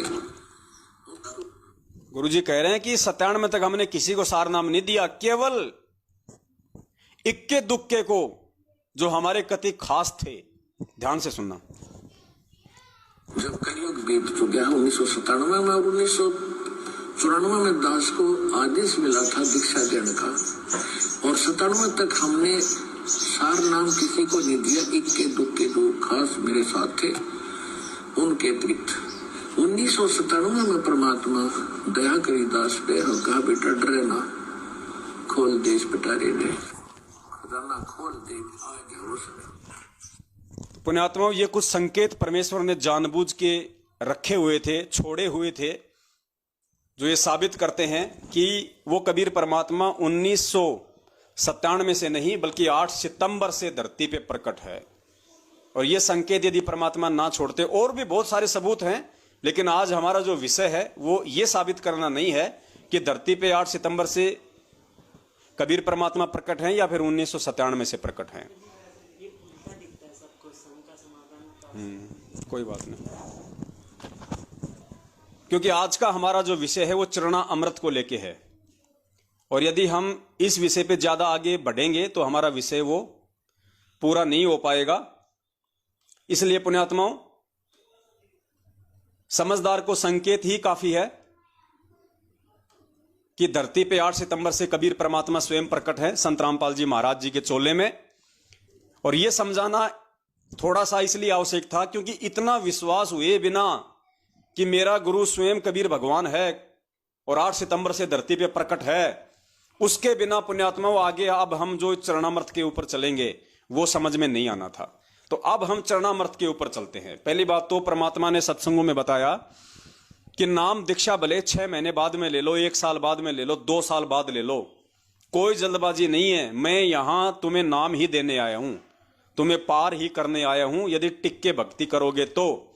लेकिन गुरुदेव ने बताया कि इस भक्ति को प्राप्त करने से पहले ज्ञान को अच्छे से आधार बना लो, मेरे सत्संग अच्छे से सुन लो, एक एक चीज को समझ लो, क्योंकि नाम दीक्षा लेने के बाद में अगर आपको इस भक्ति और भगवान के प्रति मन में थोड़ा सा भी शंका हो गई तो गुरुजी कहते हैं कि उसी समय आप परमात्मा से दूर हो जाओगे।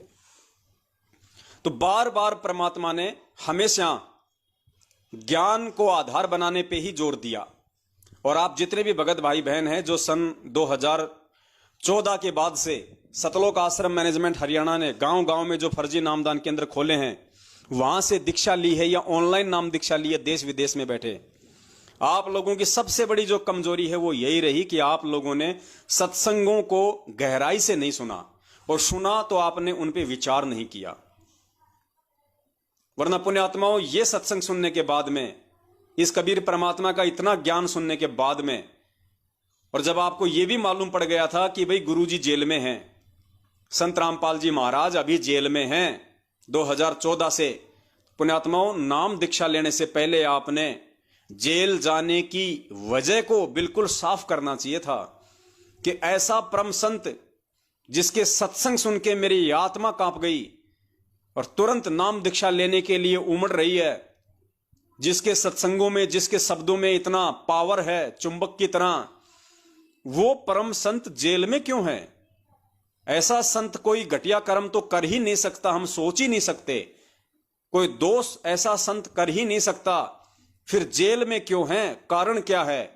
और पुण्यात्माओं, जब आप उस कारण में जाते तो परमात्मा आपको समझ आते कि वो कारण 2014 का बरवाला कांड उन्हीं लोगों का किया कराया ड्रामा था, जो लोग काल एजेंट बनके संत रामपाल जी महाराज जी से जुड़े हुए थे, जिनमें उनके कलयुगी बेटा बेटी, भाई बंधु, रिश्तेदार, जवाई और स्टेट कोऑर्डिनेटर, ये बड़े बड़े महापुरुष भगत समझे जाने वाले लोग सारे के सारे उस षड्यंत्र में शामिल थे।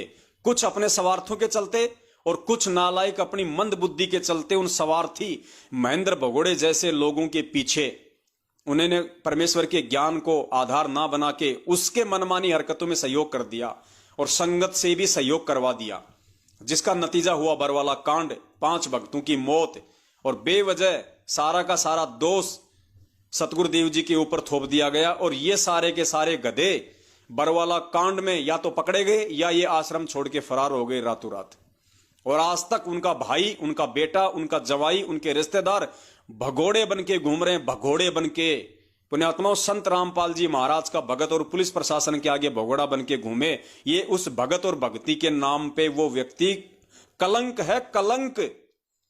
क्योंकि संत रामपाल जी परमेश्वर का भगत पहली बात तो ज्ञान लेने के बाद में कोई गलत काम नहीं करेगा, और अगर जबरदस्ती उससे कोई गलत साबित करने की कोशिश करेगा तो वो भगोड़ा नहीं बनेगा, वो वांटेड नहीं कहलाएगा। वो अपने गुरुदेव पे विश्वास करके, भक्ति पे विश्वास करके, चाहे कोर्ट हो चाहे वो कचहरी हो, उसका सामना करेगा। उसको विश्वास होगा कि मेरा भगवान मेरे साथ में है, और जब भगवान साथ में है तो सच्चाई को कौन दबा सकता है, कौन मिटा सकता है? संघर्ष तो भगत को करना ही पड़ता है यहां पे। तो पुण्यात्माओं, उन भगोड़ों के द्वारा 2014 के बाद ये देश विदेश में जितने भी 400-500 नामदान केंद्रों की दुकानें खोली गई हैं, ये गुरुदेव के उस भगोड़े भाई महेंद्र ने खोली हैं। गुरुदेव का कोई आदेश नहीं है। जिस दिन गुरुदेव का डीवीडी से नाम दीक्षा देने का या कोई भी नाम दीक्षा केंद्र खोलने का आदेश होगा, उस दिन परमात्मा सार्वजनिक करेगा उस बात को, सार्वजनिक। जिस प्रकार हमें अपने गुरुदेव जी ने बताया कि जब मुझे मेरे गुरुदेव ने नाम दीक्षा देने का आदेश दिया तो पूरी संगत को बुला लिया और सबके सामने मुझे खड़ा करके कहा कि आज के बाद में ये रामपाल नाम दिया करेगा, और जो आज के बाद इसको गुरु नहीं मानेगा वो मेरा कुछ नहीं लगता। इस प्रकार से पूज्य गुरुदेव जी संगत में सार्वजनिक करेंगे इस इतनी बड़ी सेवा को, ताकि कोई उंगली ना उठाए। इसलिए पुण्यात्माओं, हम इन काल एजेंटों की इन मनवस और घटिया हरकतों का विरोध करते हैं, क्योंकि ये परमपिता परमेश्वर के बच्चों को उनके ज्ञान की आड़ में, उनके नाम की आड़ में, उनके आदेश की आड़ में ठग रहे हैं। और अरबों खरबों में इन्होंने धन पिछले 7 वर्षों से परमपिता परमेश्वर के बच्चों का ज्योति पाठ और दान के नाम पे लूटा है। राजनीतियां करवा के, आरक्षण बाजियां करवा के, रक्तदान, दे दान, पता नहीं कैसे कैसे घटिया कुकर्म करवा के, जिनका गुरुदेव से पिछले 27 वर्षों से कोई संबंध नहीं, वो सारे घटिया कुकर्म इन्होंने भगत समाज से करवाए और मूर्खों ने इनका सहयोग किया। सबकी मर्यादा छिन्न भिन्न करवा दी, जिसका नतीजा आज 90% घरों में लड़ाई झगड़े, पति पत्नी की मारपीट, गाली गलौच। इनके सारनामी लोग जिन्होंने रोहतक से सार नाम लिया था डीवीडी वाला फर्जी, आज वो यहां पे जर्दा लगाते हैं, जर्दा बीड़ियां पीते हैं। और ये फर्जी सार नाम लेने के बाद में वो इतने बिगड़ गए, बात बात पे गाली, लड़ाई झगड़ा, गुस्सा।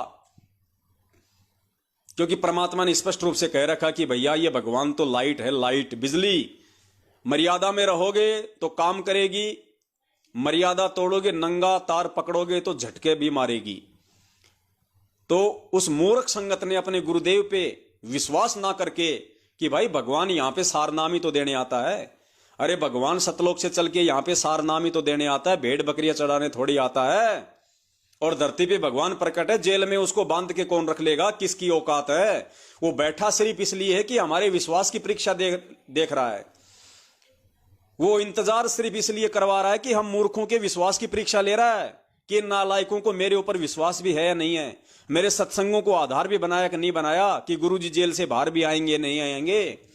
और इन गधों ने इन काल एजेंटों के बहकावे में आके रोहतक में जाके भेड़ बकरियों की तरह वो सार नाम ले लिया और 15-15 हजार रुपए पाट के दे दिए कि पता नहीं गुरुजी आएंगे कि नहीं आएंगे, पता नहीं कब आएंगे। डबल उम्र कैद हो गई, आजीवन मृत्यु दंड तक उम्र कैद हो गई। और गुरुजी तो 70 साल के हो गए, पता नहीं कब उनका शरीर छूट जाए। ले लो अपने तो महेंद्र भगोड़े एंड पार्टी से सार नाम।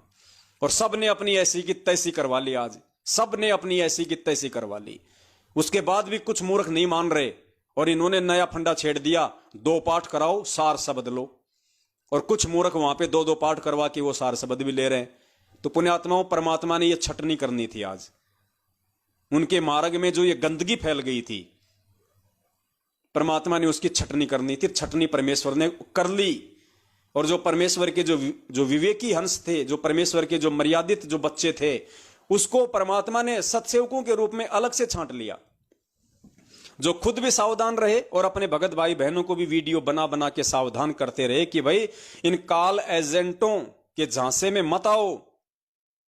पुण्यात्माओं, आज से पहले हम रामायण देखा करते थे, महाभारत देखा करते थे, लेकिन हमारी समझ में नहीं आती थी ये बातें। अब पुण्यात्माओं देखो, महाभारत का छोटा सा एक किस्सा है।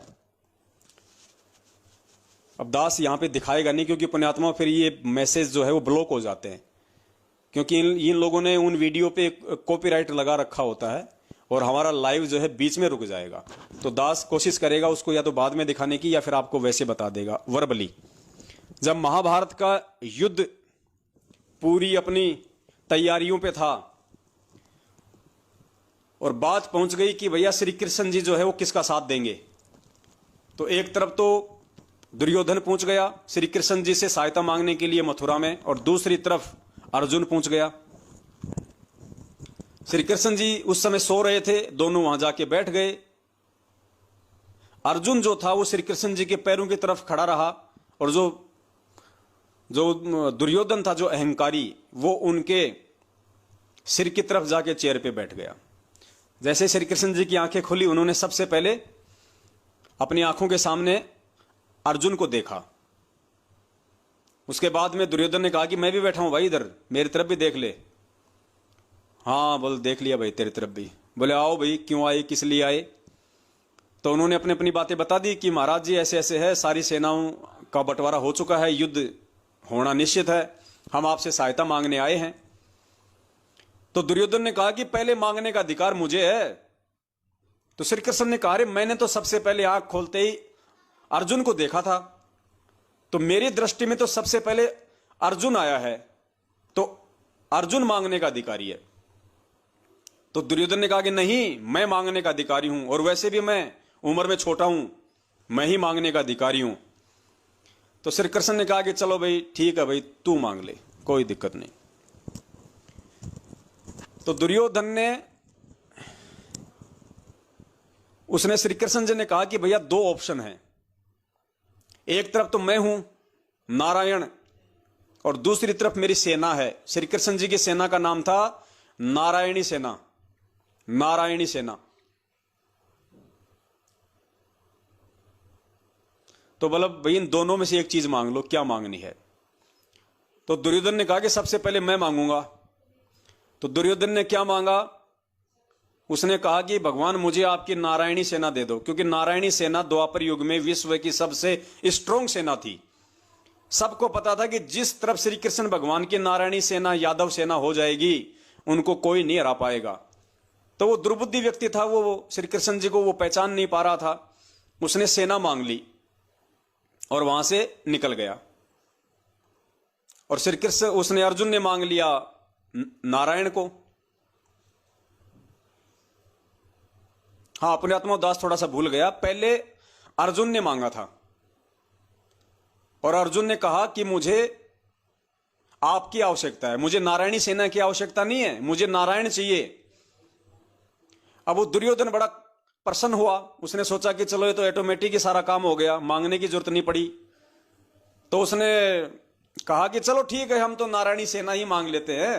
अब हमारे भाई ने, अर्जुन ने अगर नारायण मांग लिया तो कोई बात नहीं, हम तो नारायणी सेना से काम निकाल देंगे। जबकि अंदर अंदर बड़ा वो खुश था कि मांगनी तो मुझे सेना ही थी। तो दुर्योधन के जाने के बाद में श्री कृष्ण जी ने अर्जुन से जो पूछा, पुण्यात्माओं उसको ध्यान से सुनना आपने।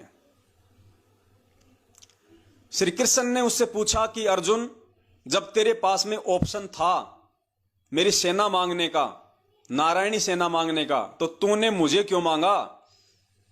तो अर्जुन ने कहा कि भगवान, इस महाभारत के युद्ध को जीतने के लिए मुझे नारायणी सेना की नहीं, मुझे नारायण की जरूरत है। क्योंकि मुझे एक ऐसे सारथी की जरूरत है जो युद्ध भूमि में मेरा मार्ग दर्शन कर सके, मुझे विचलित ना होने दे, मेरी हिम्मत और मेरा धैर्य ना टूटने दे, वो कदम कदम पे मेरी रक्षा करे। तो भगवान, मुझे एक ऐसे सारथी की जरूरत है, ना कि सेना की। क्योंकि ये युद्ध अगर मैं जीत सकता हूं तो मैं एक सारथी के भरोसे जीत सकता हूं। क्योंकि मैं तो भाले, तीर, कमान, अग्निबाण छोड़ने में ही व्यस्त रहूंगा। मेरे रथ को कौन हैंडल करेगा? मुझे कौन कहां लेके जा रहा है, मुझे वो किधर लेके जा रहा है, वो चीज इंपॉर्टेंट है। तो मुझे नारायण की आवश्यकता है, मुझे एक सारथी की आवश्यकता है। पुण्यात्माओं, ठीक इसी प्रकार इस महाभारत रूपी युद्ध को जीतने के लिए, अर्थात एक भगत को इस भवसागर से पार होने के लिए, मोक्ष प्राप्ति के लिए भगत को सारनाम की आवश्यकता नहीं होनी चाहिए। उस नारायण सेना रूपी सारनाम की नहीं, बल्कि उस नारायण रूपी सतगुरु की आवश्यकता पड़नी चाहिए। एक भगत को अगर चाहिए तो वो सतगुरु चाहिए, ना कि सारनाम। क्योंकि सारनाम से सतगुरु नहीं है, सतगुरु से सारनाम है। अगर सतगुरु आपके साथ में है, अगर सतगुरु पे आपका विश्वास है, तो वो परमात्मा ऐसे ऐसे हजार सारनाम आपके लिए प्रकट कर देगा। और यदि आपने सतगुरु को छोड़ के सारनाम मांग लिया तो सोचो पुण्यात्माओं, बिना सतगुरु की मेहर के वो सारनाम काम ही नहीं करेगा। वो सारनाम आपको सतलोक नहीं पहुंचा सकता, उस सारनाम की औकात नहीं है बिना सतगुरु के, बिना सतगुरु की मेहर के। तो पुण्यात्माओं, सतलोक आश्रम मैनेजमेंट हरियाणा के पीछे लगे हुए उन चंद मूर्ख लोगों ने, जिन्होंने रोहतक में जाके भेड़ बकरियों की तरह 50-50, 400 एक जगह बैठ के वो सारा नाम लिया फर्जी, उनको अपने गुरु पे विश्वास नहीं था। उनको यह विश्वास नहीं था कि संत रामपाल जी महाराज जेल से बाहर भी आएंगे या नहीं आएंगे। उसी समय वो भगवान से दूर हो चुके थे। यानी सारनाम रोहतक जाके लेना तो दूर की बात है, जब इन लोगों का ये आदेश आया पीले पर्चे के माध्यम से, और जिन जिन लोगों ने अपने मन में ये कर लिया कि हां मुझे सारनाम लेना है, मैं रोहतक जाऊंगा, उसी समय अंतर्यामी सतगुरुदेव जी ने उनको अपने हृदय से बाहर कर दिया था। उन सभी आत्माओं को परमात्मा ने रिजेक्ट कर दिया। आज भी वो रिजेक्ट ही हैं। और पुण्यात्माओं, यही कारण था कि 2020 में कोरोना से वो फर्जी सारनामी हजारों की संख्या में मरे हैं। आज भी सबके घरों में लड़ाई झगड़े हैं, अकाल मौतें हो रही हैं। क्यों? क्योंकि उन्होंने सतगुरु को छोड़ के सारनाम को चुन लिया। उस कुबुद्धि दुर्योधन की तरह नारायण को छोड़ के नारायणी सेना को चुन लिया। तो ये रीजन था पुण्यात्माओं इस बात का। तो हमने सतगुरु को पकड़ के रखना है, और सतगुरु को पकड़ के रखेंगे तो पुण्यात्माओं सारी चीजें हमारे हक में होंगी। इसलिए परमात्मा ने कहा था कि पुण्यात्माओं, नाम दीक्षा लेने से पहले ज्ञान को आधार बनाओ। पहले सतगुरु की परख कर लो, सतगुरु की पहचान कर लो, इस ज्ञान को समझ लो, उसके बाद तुम्हारी भक्ति चलेगी, उसके बाद तुम्हारा नाम चलेगा।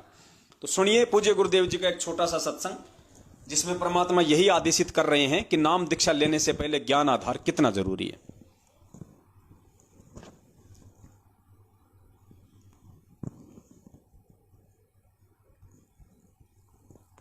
काल को ये चिंता बनी रहती है, कहीं ये इस मार्ग पर दृढ़ ना हो जा और इसका बेड़ा पार ना हो जा, तेरे हाथों से ना निकल जा। तो पुण्यात्मा, उपदेश लेने से पहले दास ने बहुत सुविधा उपलब्ध कर रखी है। जिन दिनों में सत्संग होता है सत्संग सुन करो, फिर परमात्मा ने दया बख्श रखी है, एक पवित्र टीवी चैनल पर उसने साधना के ऊपर शाम को 8 बजे सत्संग आता है, वहां सुनते रहो। कहने का भाव ये है कि आप जी पहले कति कंसेप्ट क्लियर करो, जब आओ यहाँ पर और नाम लेकर फिर जो सही दृढ़ होकर आते हैं उनको